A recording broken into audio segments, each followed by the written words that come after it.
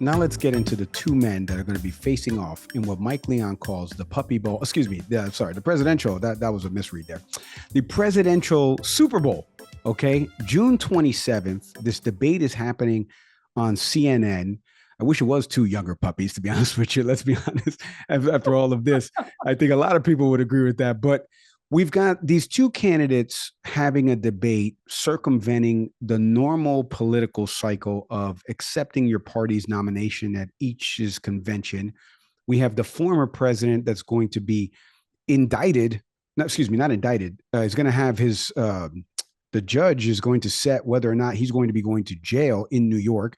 Chances are he probably won't. He'll probably be getting some type of probation or house arrest, whatever it is. But that's happening on July 11th, the week before the RNC. We got a lot going on. We just mentioned their ages, their platforms, and the issues that voters are telling us. I want to get into the debate format itself and what you're expecting, because you're going to be heading out to Atlanta covering this. This is going to be at CNN's Atlanta studio, closed off, obviously, to a general audience. It's going to have two moderators in Jake Tapper and Dana Bash, who we both happen to know. It's going to have an ability to mute somebody with a microphone, like how I try to do to Nick on this show. And that's going to be interesting to see how that plays out, because the biggest criticism of 2020's debates was the way Chris Wallace handled the first one between the former and current presidents, and you couldn't get a word in edgewise. You had a studio audience there. It led to everybody trying to rethink this format. What do you make first of CNN having the debate June 27th, the candidates agreeing to this 90-minute debate, 2 commercial breaks only? They're only allowed, a notepad, no pre-written notes. They can't meet with anybody of their campaign officials during the commercial breaks. They can't even sit down. Like, they agreed to a bunch of these different rules, and we can get into who it favors. But what do you make of it first happening before the conventions, and your expectations for it now that you're going to be covering this? I mean, I had a baseline. I'm just glad to see that we're having them. I think that, again, how many times can we say that we're in unprecedented times or in unique moments? But the fact that there was even a question around if there was going to be debates is unique. And there really was a time when we weren't sure if that was going to be happening. This is the first time in a generation that it's going to be, a network that is hosting it, and it's not through the commission for presidential debates that historically has done it. But to see that Biden and Trump both agreed to do a debate, I think is a positive thing for democracy. I think it's a positive thing for media that we get to see it, cover it, and for voters, for folks that are going to be at home tuning in, and for as much as people hear about, oh, how Donald Trump is, or, oh, how is Joe Biden, you're going to get to see them both on a stage have to debate their positions. So I think it is just a positive thing that this debate is happening to begin with. That can't go without being said. I think we can unpack the format here. We can unpack the format and what that's going to look like. We know that Donald Trump is not known for staying quiet. So the mics being muted and these different aspects of it will be interesting to see how it plays out. And again, they've agreed to 2 debates. So this one sets us up for, the summer of the conventions. And then the plan is for there to be one afterwards. But this sort of, I think, ushers us into campaign season. This really is that start of, okay, yeah, there's an election coming up and people are going to start tuning in a lot more. Yeah, I'd be curious on the format stuff, just to stay before I pivot to something else.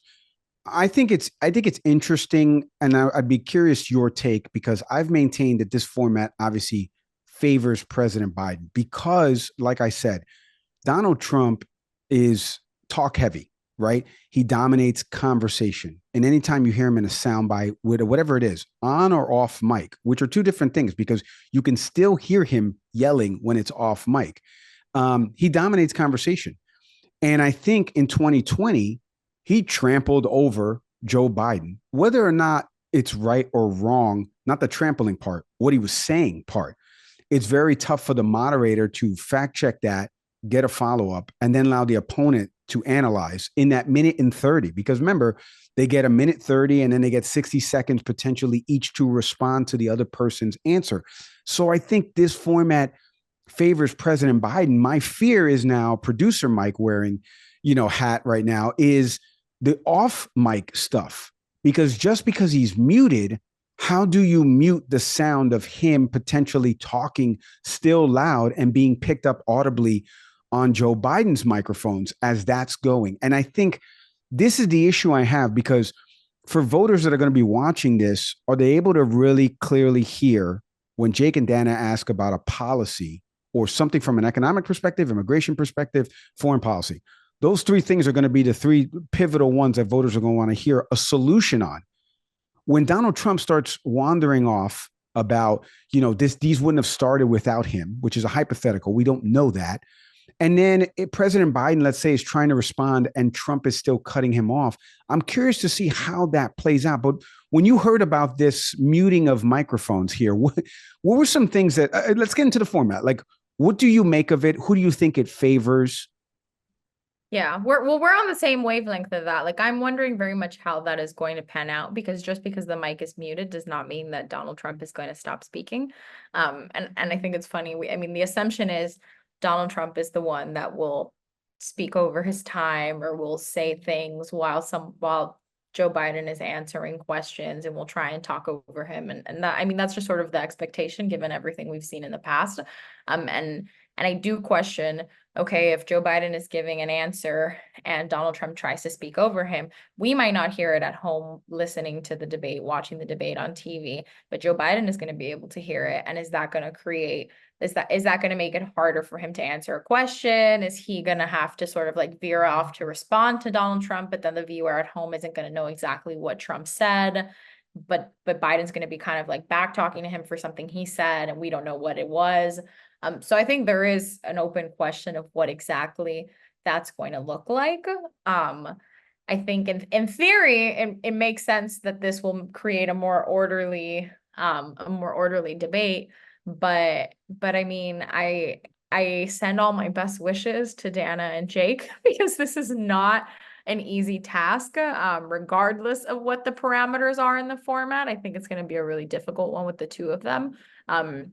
And that it's so widely known. I was reading an article earlier today that said it really plainly, like, Donald Trump and Joe Biden don't like each other. This is not just two candidates running against each other, and this is not like the olden times in politics. They really strongly don't like each other, and they have been extremely vocally critical of the two of each other. So moderating that is going to be a challenge, regardless of if you mute mics, regardless of how many seconds you give, regardless of if there's an audience. It is going to be a challenge for CNN to navigate. I did want to ask you, you did something during these primaries where you went to a watch party, I recall, and you wrote something about what voters were thinking after they heard some of the candidates speak. I'm curious, are you going to be doing that again for the Washington Post? I'm assuming yes. You're nodding yes for people watching on YouTube. But when you go to these watch parties, can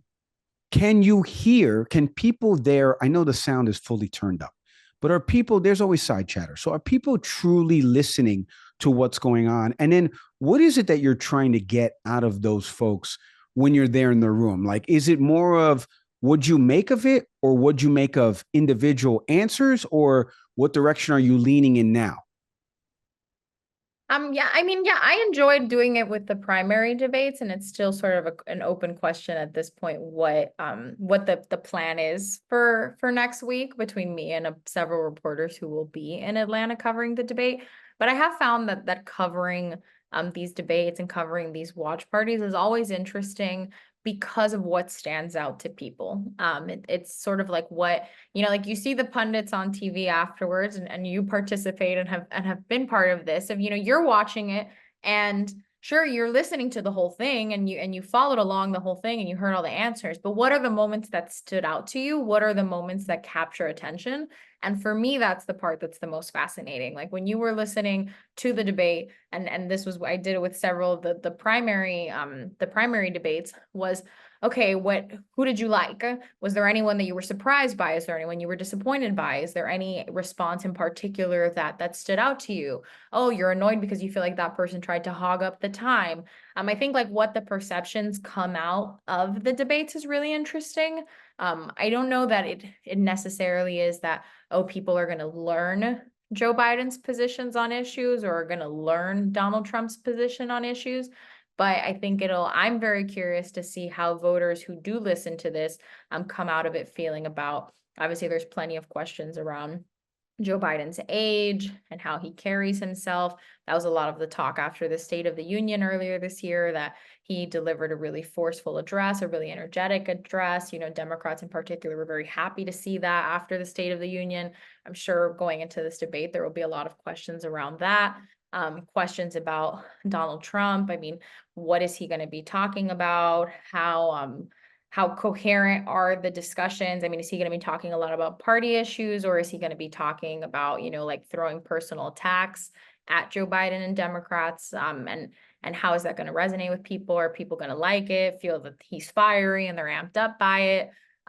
So I have a lot of questions around that. If just people is it going to just reinforce what people already think, or is it going to make people think, I actually kind of like that? I don't necessarily think that it's about, oh, the amount of people that are like that undecided, like genuinely don't know which of the two candidates or genuinely don't know who they like. That is a small percentage of the population. But I think just people that are tuning in, what stands out to them? Like what do they feel about this debate? Or do they think like both of them sucked and they're like, again, unhappy about this election? Like, what does that look like afterwards? Sabrina just gave away all of the prep work that I do from my hotel room before I go over to the CNN studios, where I just regurgitate moments that I wrote down that I thought were pivotal and the way somebody answered. So thank you for showing everybody how the sausage is made in those political analysts. It's so funny because there's a part of me that loves that, because it's the sports analogy, right? Like, I as you know, because we know each other personally, but yeah, I've been doing a lot in boxing, right? And so in the boxing work that I'm doing, it's analyzing the fight afterwards, right? You get the preview of the fight, and then what happens in the fight, you're analyzing, and then obviously the recap and reaction to the way the fight happened, and who had the advantage going in. Did that storyline continue all the way through?